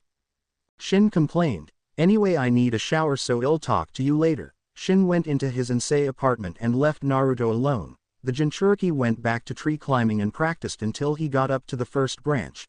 The blonde then went into his apartment and took a quick shower. He checked over his supplies and decided to head to Higarashi's the next morning. Naruto put on his pajamas and sleeping cap before heading to bed. The next morning, Naruto left his apartment around 6 and walked to Higarashi's. The streets were mostly empty as most of the populace was still asleep. When he got there, he saw Team 9-Tenten standing in the shop. Good morning, Naruto-kun. The spandex duo greeted loudly, much to the ire of Kaguya and Neji. Good morning, Naruto-san. What are you doing here? Neji asked. Morning, everyone. I came to get some extra supplies and to get my sword checked, Naruto answered. I hear that you're on my youthful rival's team, now our teams can compete against each other. Guy remarked, giving his nice guy pose. That would be an unfair advantage. Your team has a year on ours and we aren't as strong as you guys, Naruto said as he handed his wakizashi to Kaguya for inspection. Life isn't fair and you know our skills while we don't know the skills of your teammates, Neji logically argued. Brilliant idea Neji. I shall ask Kakashi if he would like for our teams to spar, Guy said enthusiastically. Guy ran off to find Kakashi while Neji sighed. I didn't mean for that to happen, I was just pointing out facts, the male Hyuga said as Tenten came down. Where's Guy-sensei? I know I heard his voice, Tenten asked. Good morning Tenten. Guy-sensei is seeking Naruto-kun-sensei so our teams can spar, Lee answered while he was stretching. I thought we were supposed to do a mission today. She pouted, folding her arms across her chest. Guy-sensei told us we were going to do a C-rank mission. Tenten gave up on understanding the man. The group made idle chatter as Kaguya returned with Naruto's wakizashi and Guy returned with Kakashi. Guy, for the last time, I don't think it's a good idea for our teams to spar. Kakashi groaned as he straightened his clothing. He was literally dragged out of his apartment by the spandex man. My youthful rival, this will benefit both of our teams. My team will see how far they've come in a year and your team will learn that they have a long way to go before they become strong shinobis, Guy reasoned. Kakashi pondered the idea for a bit. Sasuke would learn some humility and that he isn't the strongest of his generation. At least not yet. Hopefully Sakura will break out her fangirl attitude when she faces a kunoichi that spends her time training instead of stalking after a boy. Naruto's still an enigma as he hasn't shown me any of his skills besides stealth, trap making, and fuinjutsu. This will be a good chance to learn about him as well. Kakashi pondered as the idea was quite sensible. Sure, I think we should meet at training ground 7 in 2 hours, the silver-haired agreed as he gave an eye smile. Yosh. While we wait, we'll do out light warm-ups at their training grounds. Guy shouted. Lee responded in kind while Neji and Tenten groaned. The spandex duo sprinted out of the building and left everyone else in the dust. Why couldn't my daughter get a more normal sensei? Kaguya grumbled as his store was now full of dust. Why don't we grab Sasuke and Sakura? The copy nin suggested. It would be better if they warmed up as well, Kakashi said to Naruto and they left the store. After grabbing an irritated Sakura and an annoyed Sasuke, Team 7 arrived to their training grounds. Gah, what's with those outfits? The pink-head kunoichi blanched. My eyes must be seeing things. Sakura rubbed her eyes, hoping to get rid of the so-called illusion. Team 9 stopped their activities and the teams introduced themselves. Lee had fallen in love at first sight with Sakura, much to the ire of the kunoichi. I'll protect you with my life Sakura-san. The spandex boy proclaimed. Sorry but no thanks. The pinkett slowly backed away from him. As the teams talked, their senseis were discussing how to match up the spars. Guy, how should we pair this up? Kakashi consulted the fellow Jonin. Neji vs Naruto, Tenten vs Sakura, and Lee vs Sasuke, Guy answered. Wouldn't it be better for the 2 rookies of the year to go against each other? The silver-haired Jonin inquired. I am not saying that Lee or Naruto are weak but I don't think they can compete against 2 prodigies, Kakashi replied because he wanted it to be fair match. Kakashi, you're about to get a rude awakening, Guy smirked. The copy nin was perplexed by Guy's statement. He could believe that Lee was as strong as Sasuke since he had a year of experience but Naruto was a different story. Sure, the academy report wasn't a good indicator on Naruto's abilities but Neji was considered a prodigy of the Hyuga clan despite being a branch member. What do you mean by that, Guy? Kakashi asked. I've been training Naruto in taijutsu and we've created a new style for him, Guy answered proudly. The copy nin was shocked by this proclamation. Why were you training Naruto when you had your own team? Kakashi wanted to know the reason. Naruto-kun is a good friend of our Tenten and has taught a valuable lesson to Neji. Naruto-kun works very hard and has become an excellent rival for Lee, so I agreed to teach him when he asked. You shall see firsthand why he'll be a force to reckon with in the future, Guy explained as he called the students over. Kakashi-sensei, what are we doing here anyway? Sakura asked. We're going to have a one-on-one spar against Team 9. They've been a team for a year so they are quite strong. I want to see how you stack up against them, Kakashi explained. The first match will be Sasuke versus Lee. Anything is allowed except killing blows since we want to gauge your skills. Yosh. Guy-sensei, it'll make you proud, Lee shouted. HN. As if this green weakling can beat an elite Uchiha like me, Sasuke grunted. Sasuke. You shouldn't underestimate bushy brows. Sure, he looks like that, but he's super strong. I usually can't keep up with him when we fight, Naruto tried to warn his teammate. That's because you're weak as well. I don't need advice from Adobe, the Uchiha boy smirked. Look, Sasuke, I am trying to help you out. You don't have to listen to my advice if you don't want to, Naruto replied, quickly getting annoyed with Sasuke's attitude. Fine, Sasuke replied as he faced Lee. Lee versus Sasuke. You should give up now. There's no way someone like you can beat an Uchiha, Sasuke taunted Lee like Neji used to. Lee got into his Goken stance. I'll prove to you that a person that works hard can beat a prodigy, just like when Naruto-kun beat Neji, Lee responded to Sasuke's taunt. This got a reaction from the other members of Team 7. Even if I despise the Hyuga clan, I know they are strong. There's no way a former dead last like Dobi can beat a Hyuga, Sasuke said, skeptical of the claim. I was the dead last of my graduation class, but I am not the person I used to be, Lee answered with conviction. Sasuke got into the Uchiha interceptor stance. Guy signaled for the spar to begin. Sasuke rushed his opponent, only to realize that Lee was no longer there. Instead, he was underneath the Uchiha and delivered a strong right punch to Sasuke's gut. The raven-haired boy spitted out saliva as he skidded across the grounds. Sasuke woozily got up, only to see Lee in front of him. Sasuke held his arms in a cross position to lessen the damage, stopping his fist before the guard. Lee spun his right leg to smack Sasuke on the side. The Uchiha was able to regain his bearings and fired off a jutsu. Kaden. Gokaku no Jutsu, fire release.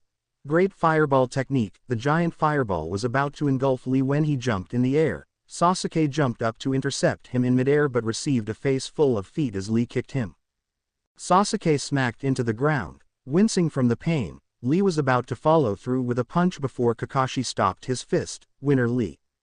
Guy said cheerfully while Sakura protested the decision. Sasuke got up to glare at Lee but was met with his sensei's stern gaze. Sasuke, I hope you've learned a valuable lesson. Not everyone is going to praise or quiver when they hear your name. Most shinobi would try to kill you if you're lucky. Others will keep you alive so you can become a breeder. When Kakashi said the last part, everyone shivered in fear. Sasuke quickly got out of his stupor. I don't care about stupid lessons. All I need is to get stronger to kill a certain man. You're to train me to do that, Sasuke demanded. Kakashi smacked him on his head, making Sasuke tumble. Sakura was about to give her sensei a piece of her mind when Naruto held her back. Uchiha Sasuke, don't forget that I am not only your sensei but your superior as well. Kakashi angrily responded and released some killing intent. If you want me to train you, you're to politely ask. Your attitude and demeanor is going to cause us trouble when we go on missions. It'll not jeopardize this team so that one day you might go off and fight a stronger enemy on your own, which could result in getting all of us killed because of your selfishness. The path of Avenger is a dark one, where one lusts for power and forsakes everything else. The path you're following is just like Itachi's. Kakashi finished his lecture, remembering his former comrade. Both Naruto and Sasuke flinched when they heard Itachi's name. I am nothing like him. He was a traitor, Sasuke growled out. People said that Itachi killed the Uchiha clan because he wanted to test himself. He wanted to see how strong he was. You're going the same route as him. That path is full of loneliness. I should know because I was like you when I was younger. The one-eyed Jonin confessed. This statement caused everyone but Guy to look at Kakashi in wonder. When I was young, I was considered a prodigy. I graduated the academy at 5 and was a chunin a year later. I worked tirelessly to get out of my father's shadow. I worried only about the missions instead of my comrades. On one mission, my teammate Uchiha Obito saved my life by sacrificing himself. That was the day when I realized he was my best friend, but it was too late because he died protecting me. To this day, I regret not spending more time with my teammates instead of being alone all the time training. Kakashi finished his backstory. Everyone was silent while Sasuke didn't know how to react. Itachi told me that I need to hate to kill him. Wait, why am I even listening to him? He might have said that to make sure I never reach my full potential. I don't know what to think. I followed the path of an Avenger since the massacre, but what do I do now?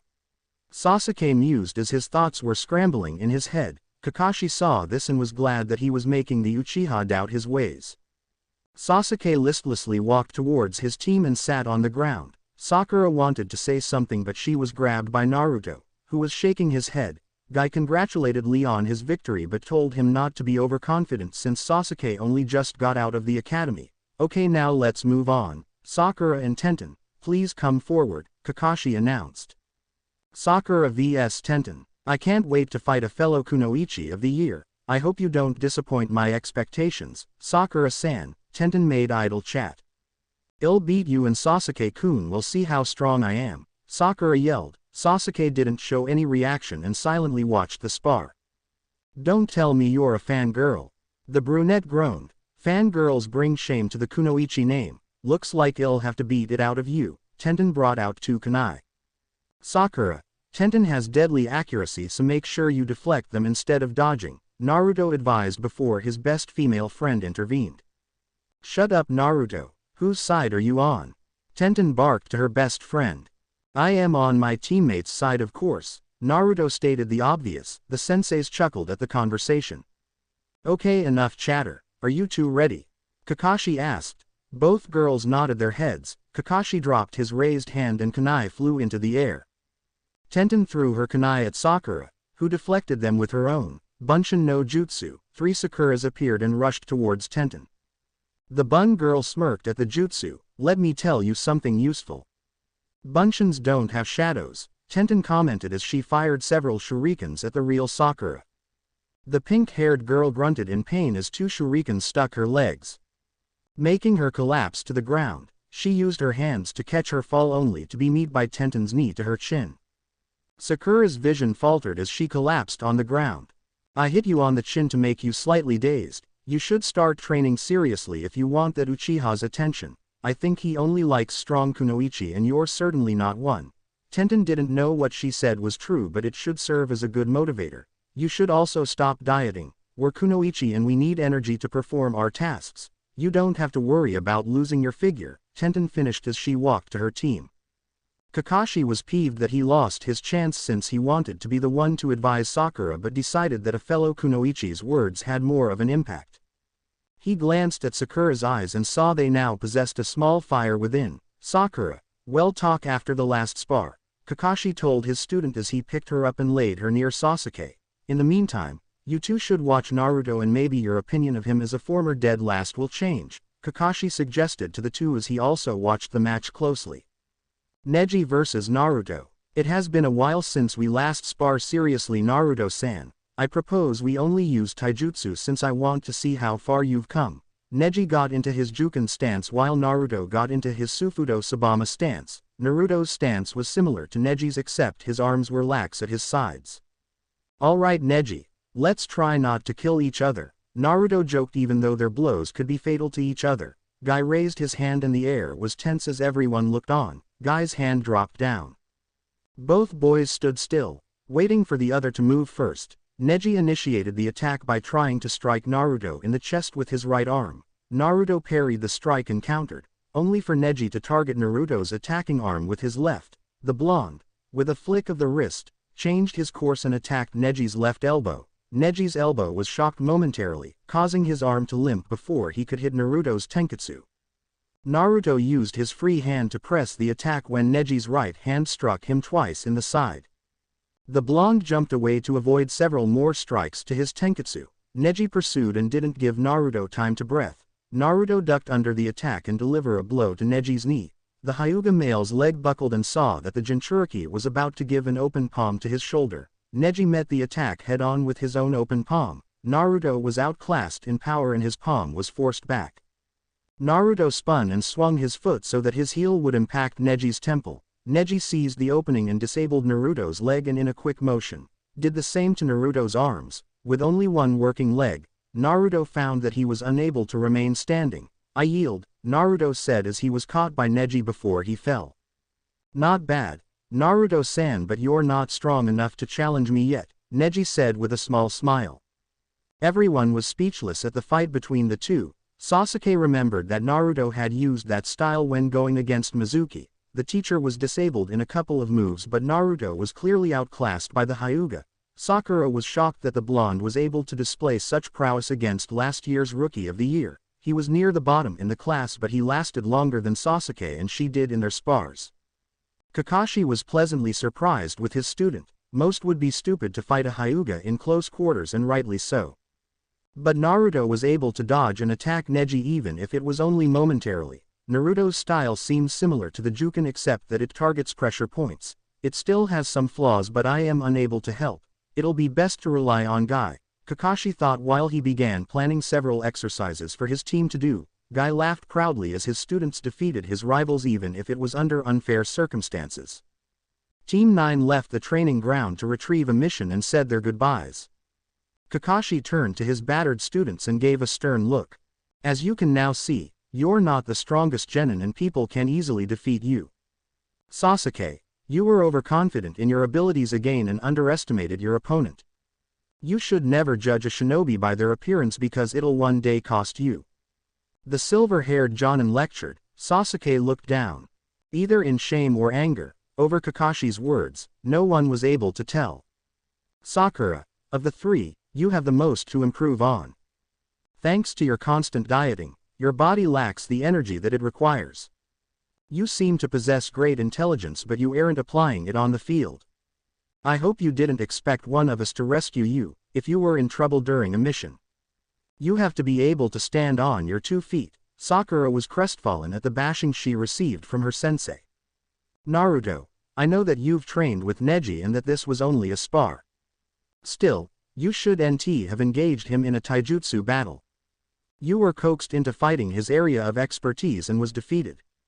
I see that you're quite intelligent so you should have battled with your strengths. You need to treat the spar as if it was real. Kakashi finished as Naruto rubbed the back of his head. That being said, you three have immense potential. My training should help cultivate that potential into actual ability. Always remember that we're a team and we protect each other's back. Kakashi's eye turned to Au, indicating that he was smiling. His students brighten up and resolve to get stronger. 4 months later, Team 7 was waiting patiently for their client for their first C-rank mission. They were tasked in protecting the client while he built a bridge in Wave Country. Kakashi finally approved after his students constantly complained about the D-rank mission. The unit had begun gelling together to finish missions with efficiently. Sasuke had slowly opened up to the group even if it was short answers instead of grunts. Meanwhile Sakura was getting rid of her fangirlness and was getting serious about her career. Naruto was still noisy and loud, except when it came to missions. His attitude changed once they accepted a mission. Kakashi can honestly say he was proud of all 3 of them. Over the past 4 months, all of their skills had improved, even Kakashi's. The copy nin had become lax in his training since retiring from Anbu. He was snapped out of his laziness when his students refused to follow a lazy sensei. That set up a funny situation where the team did missions without Kakashi for an entire week. Hiruzen had scolded Kakashi and nearly demanded for the misprint of Ika Ika. Violence back, Kakashi was now back to the form he had when he was in Anbu. The Jonin had trained them in teamwork, chakra control and taught them elemental jutsu. They began chakra control training when the other 2 saw Naruto walking on a tree with his feet. They soon successfully completed the water walking exercise. Sakura already finished the kunai balancing with Sasuke and Naruto close to finishing. Sasuke was improving on the Uchiha Interceptor style by being more fluid. He was too rigid before and that cost him some speed. Sasuke had a major Raiden affinity with a minor Kaden affinity. Kakashi was glad that one of his students had an affinity for his primary element. Kakashi taught the Uchiha boy 1 fire jutsu. Kaden, Hausenka no jutsu fire release, mythical fire phoenix technique and 1 lightning jutsu. Raiden, Rakurai no jutsu lightning release, lightning bolt technique. Sakura's element was Doden so Kakashi taught her an offensive and a defensive jutsu. Doden, Iwatanyu no jutsu earth release, rock throw technique and Doden, Doroku Geishi earth release, rock shield. Thanks to Sakura's excellent chakra control, she was admitted to the medical program. She was learning medical jutsu and received help from Naruto on the human anatomy. Her physical abilities were slowly getting better as she was no longer dieting. Kakashi had yet to teach Naruto a single jutsu, due to the blonde's insistence that he received plenty of ninjutsu from the Sandaime. The Jinchuriki was working on mastering the E-rank jutsus he had received. Most of the time, however, Naruto worked on his chakra control since he had so much chakra. Concerning elemental training, he decided to work on Fudan mastery first and had already completed the first level. Cutting the leaf solely with wind chakra took an entire month to complete, and now he was focusing on making the leaf soggy solely with water chakra. His kenjutsu was getting better as he was now able to last several minutes against either Yugao or Hayate. His taijutsu was still a work in process as he was finding it difficult to strike the pressure points accurately and with force. Naruto's Fuinjutsu stopped at level 5 since that was the last of Jiraiya's books. He was able to make his own simple seals, but he had to wait for Jiraiya before he could dive in the more complex stuff. That being said, his seals were better than the ones sold in stores. The door opened to reveal a gray-haired bearded old man carrying a bottle of sake. Along with the bottle, he was carrying a traveling kit and a pointed hat. He wore a dark gray sleeveless shirt with matching pants. "So this is the team I've hired with my precious money," Tazuna sneered at Team 7.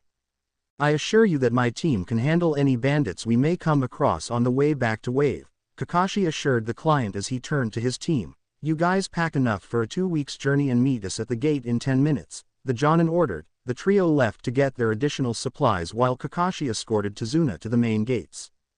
When they left, a Chunin came into the room with an urgent message. "Hokage-sama, all the invitations for the Chunin exams have been accepted," the Chunin reported. Hiruzen smiled before he processed what the Chunin had said. "Did you say all the invitations, meaning Iwa and Kumo as well?" Hiruzen asked, wanting some confirmation. "Hi Hokage-sama. They've accepted as well, while Kiri has asked for permission to attend," the Chunin told the Hokage.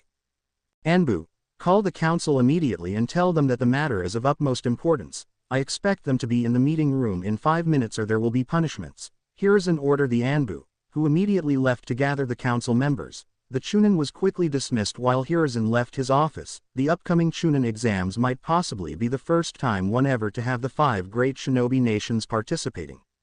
Thanks for watching.